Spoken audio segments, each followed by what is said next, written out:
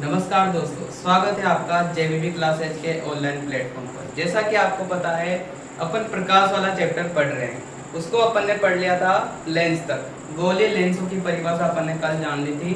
ठीक है, तो गोलीय लेंस कितने प्रकार के होते हैं? दो प्रकार के। कौन कौन से? उत्तल लेंस, अवतल लेंस।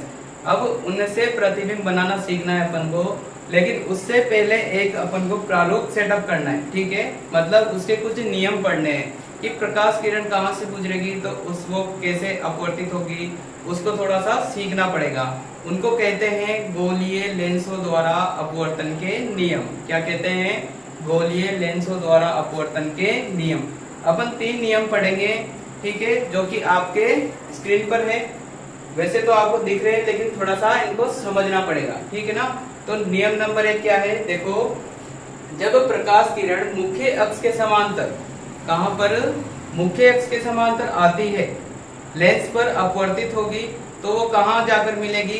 लेंस के फोकस बिंदु पर। लेंस का फोकस बिंदु अपन ने कल देख लिया था कि लेंस का फोकस बिंदु कहां होता है।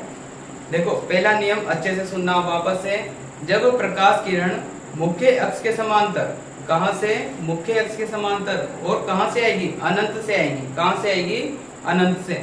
अनंत से आती हुई मतलब मुख्य अक्ष के समांतर आएगी, लेंस से अपवर्तन के पश्चात फोकस बिंदु पर मिलती है या मिलती हुई प्रतीत होती है। दो बातें हैं यहाँ पर, मुख्य अक्ष पर मिलती है या मुख्य अक्ष पर फोकस बिंदु पर मिलती है या फोकस बिंदु पर मिलती हुई प्रतीत होती है। देखो कैसे, ये उत्तल लेंस है अपना।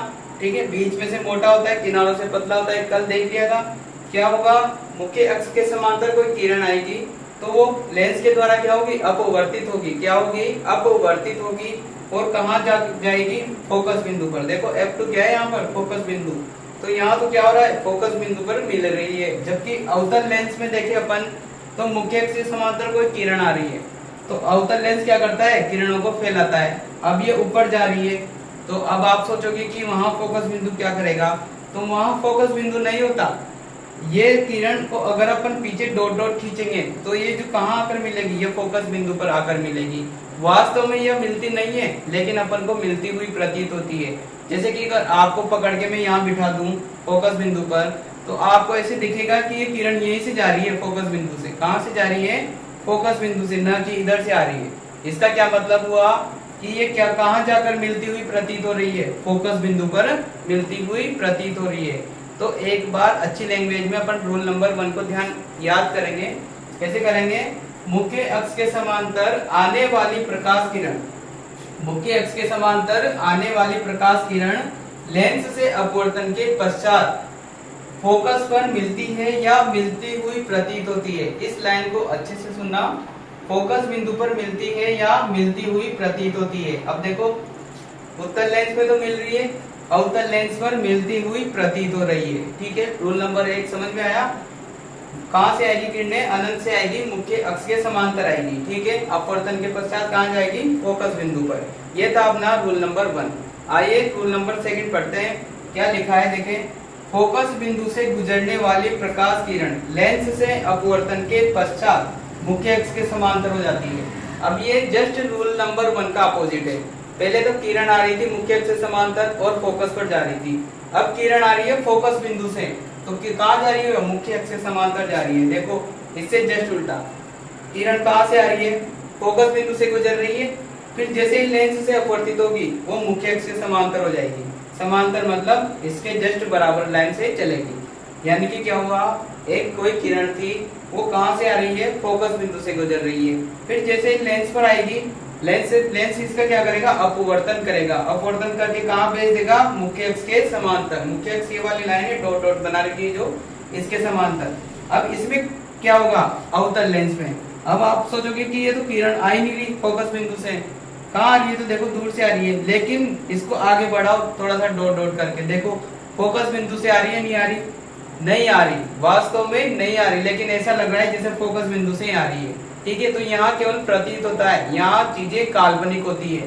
कहाँ पर? अवतल लेंस में। जबकि उत्तल लेंस में वस्तुएं क्या होती है? वास्तविक होती है। जो भी यहाँ घटना हो रही है ये काल्पनिक हो रही है अवतल लेंस में। ऐसा लग रहा है जैसे, केवल लग रहा है, वास्तव में हो नहीं रहा। कि जैसे फोकस बिंदु से आ रही हो, लेकिन वास्तव में कहां से आ रही है, बहुत दूर से आ रही है। ठीक है, तो यानी कि फोकस बिंदु से गुजरने वाली जो प्रतीत रेखा होती है, जो प्रतीत होती है गुजरती हुई, वो अपवर्तन के पश्चात मुख्य फोकस के समांतर हो जाती है। तो एक बार इसको अच्छी लैंग्वेज में पढ़ते हैं। फोकस बिंदु से गुजरने वाली प्रकाश किरण लेंस से अपवर्तन के पश्चात मुख्य अक्ष के समांतर हो जाती है। देखो दोनों ही लेंस में क्या हो रही है, मुख्य अक्ष के समांतर हो रही है। ये था अपना रूल नंबर 2। अब रूल नंबर 3 पढ़ते हैं। देखो रूल नंबर 3 में क्या है, अपन जानते हैं कि लेंस में एक प्रकाशिक बिंदु होता है। प्रकाशिक बिंदु क्या होता है, ये लेंस के बीच वाला भाग जहां मैंने ओ लिख रखा है, ये क्या है, एक तरह से प्रकाशिक बिंदु है। प्रकाशिक बिंदु लेंस का एक ऐसा बिंदु है जिस पर अगर कोई प्रकाश किरण आ रही है तो उसका कोई अपवर्तन नहीं होता और वो सीधी निकल जाती है। क्या कहा मैंने कि लेंस में प्रकाशिक बिंदु एक ऐसा बिंदु है जिस पर कोई प्रकाश किरण आती है तो उसका अपवर्तन नहीं होता, वह सीधी की सीधी निकल जाती है। देखो ये अपना उत्तल लेंस है, ये अपना अवतल लेंस है। ये किरण जा रही है, कहाँ जा रही है, बिंदु O पर, जो कि क्या है, इस लेंस का प्रकाशिक बिंदु है। अब ये सीधी की सीधी निकल रही है। वैसे ही अवतल लेंस में देखें, इसका बीच वाला पॉइंट क्या है, प्रकाशिक बिंदु। तो ये रेखा प्रकाशिक बिंदु पर जा रही है, सीधी की सीधी निकल रही है, इसका कोई अपवर्तन नहीं हो रहा। इसका मतलब बिंदु O एक ऐसा बिंदु है जिस पर आने वाली प्रकाश किरण का कोई अपवर्तन नहीं होता, वह सीधी की सीधी निकल जाती है। देखो पढ़ते हैं। लेंस का प्रकाशिक बिंदु O ऐसा बिंदु है जहां से गुजरने वाली प्रकाश किरण बिना अपवर्तित हुए सीधे निकल जाती है।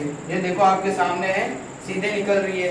ठीक है, ये 3 नियम हैं जो अपन जब कल इनके प्रतिबिंब पढ़ेंगे, उत्तल लेंस के प्रतिबिंब कैसे बनते हैं, तो वहां ये तीनों नियम काम में लेंगे। ठीक है, तो इनमें कोई डाउट नहीं होना चाहिए। अगर आपको किसी भी प्रकार का कोई डाउट है तो आप कमेंट बॉक्स में जरूर बताएं।